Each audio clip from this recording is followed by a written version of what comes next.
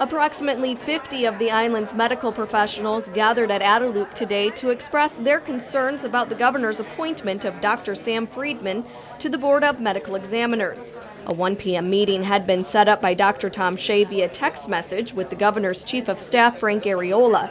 But the doctors and nurses worked on their patience as they waited an hour and a half to meet with the governor, while a press conference was held for the signing of the programmatic agreement. As the meeting got underway, Dr. Lee Meadows presented the governor with a petition signed by 250 medical professionals during what he said was an impromptu meeting at GMH on Monday. The insulting and potentially libelous comments made at the March 4, 2011 confirmation hearing, including GMH doctors killing patients, reflects disregard for accuracy, confidentiality, and the interpersonal and communication skills essential for any physician.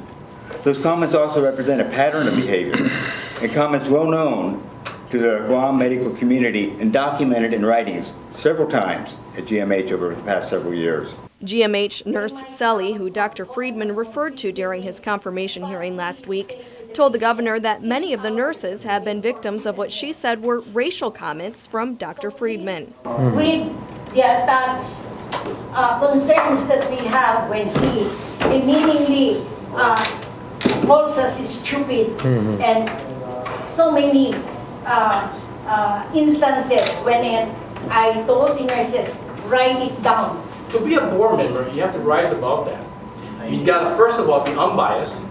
No, unbiased is one thing, and then you have to be able to communicate and deal with colleagues in the community. Bring the whole community together.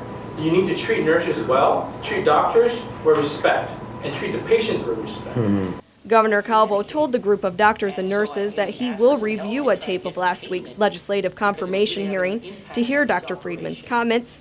He also said that he would review the statements from today's meeting and take everything into consideration. But in the end, he said he wants a board that has diversity. I know he wants to try to help with health care in this island, and that's why some of these statements that are coming forward, I need to digest it and see where I move from there.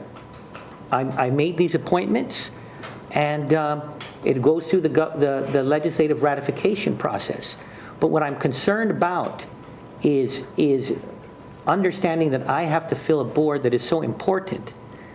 And one thing I don't want to do, and I hope I don't offend anybody. Betsy Brown, PNC News.